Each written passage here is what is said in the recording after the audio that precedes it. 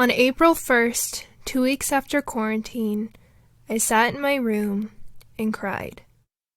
For the first time, reality sank in as I realized those last few days on campus, with barren hallways and classrooms, were my last days in high school, never to be seen again.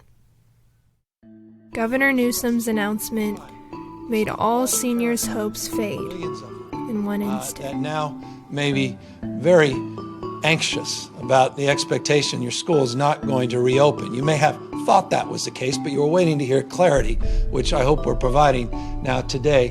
You're listening to COVID-18, a podcast that explores high school seniors' experiences during the pandemic.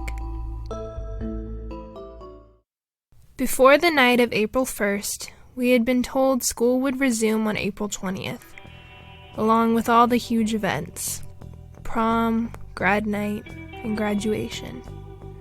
Despite Newsom's warnings, many seniors ignored the signs and chose to hope for the best.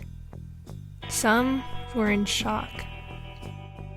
When they sent out the letter, at first, I didn't think it was serious. My mom sent it to me, and I thought it was a letter saying, hey, you might not go back to school. It wasn't a for sure thing.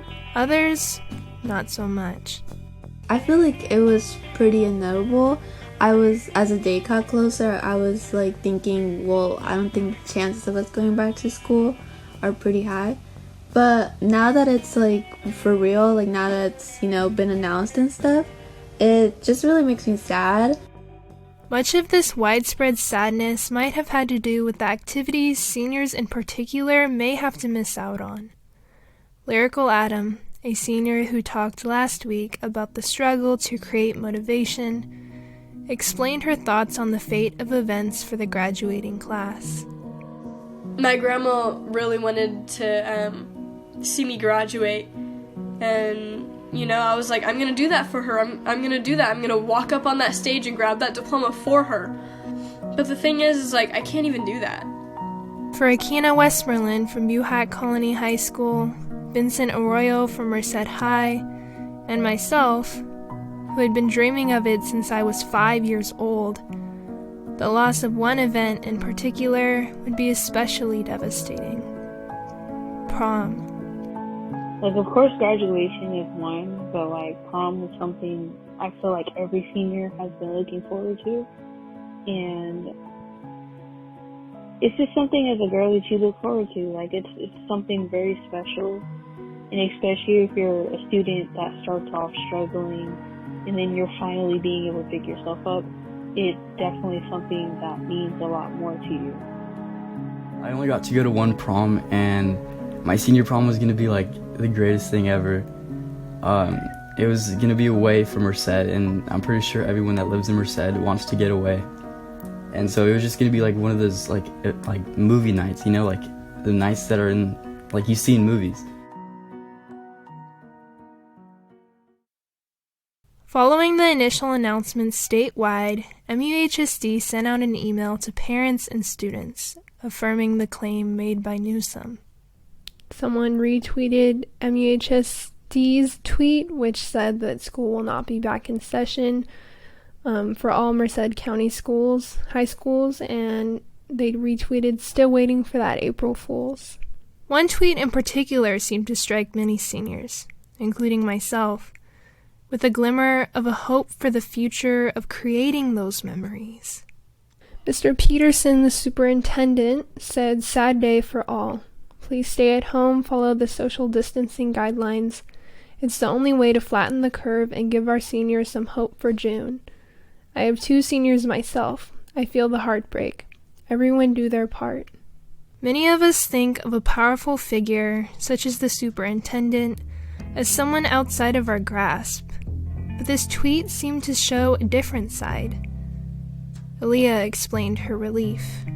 I was honestly kind of happy when the superintendent wrote. I read the letter, and he said his heart goes to us because I guess he has, 2 daughters that are seniors.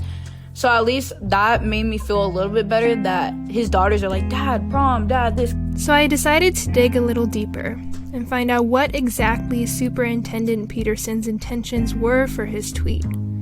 and what the school district was planning to do next. Students are who we serve, so certainly they should know first, and they need to know from me how I feel about it. It's more than just a position. For me, I have a very personal stake. My daughter is a senior at Hillmar High School. I have a daughter who is a senior at University of Oregon. So the tears and frustration is something I feel every day. When it came to expressing what the district's plans were, it looked as though the fate of graduation was very similar to what he wrote in the tweet. And we've really worked hard the last couple years on how to include student voice more in our decision-making process.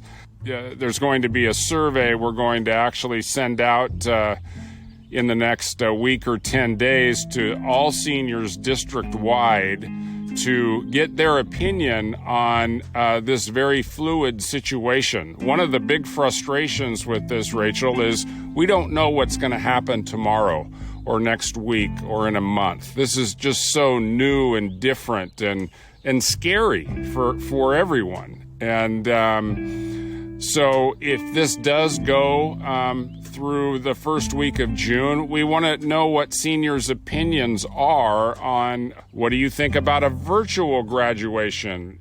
Angelina Jerome, the senior who talked last week about a house full of memories with her brother who recently passed, felt a late graduation in person would be best, as long as Mercedians were willing to adhere to the rules.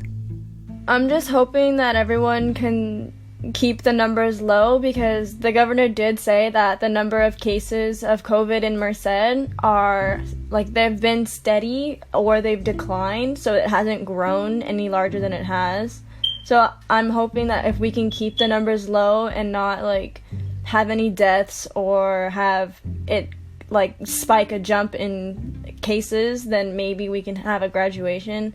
But at this point, that's all up in the air, because that's if people continue to do, social distancing and still wear protective gear and such.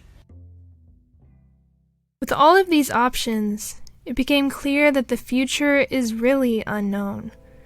And with that came a changing feeling, not only for seniors, but for everyone in this country. I think we're learning a lesson on resilience. As I said, this is fluid and it's ever-changing.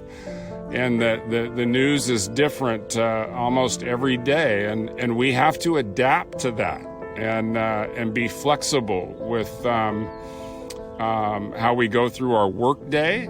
So we're all learning to adapt on the fly. And we are Americans. We are resilient people. We've had situations harder than this thrown at us, and we've overcome them, and we will overcome this. Still, how is everyone going to feel in a week? Evren Ayek, a senior at Merced High, felt like the sunny weather we have been having didn't quite fit in. Today was a rather interesting and maybe difficult day in quarantine for me. It was a nice sunny day, which is kind of odd because you would think during a quarantine it would be dark and scary outside. So many things are happening to seniors, even in little cities such as Merced. What does all of this confusion create? Find out next week, as seniors struggle when local news takes a turn for the worst, and how a slight change can lead to a much taller hurdle. Remember to listen to last week's episode for more information on the seniors introduced again in today's episode. This is a production of We Said Youth Media and Youth Leadership Institute. I'm your host, Rachel Livenall.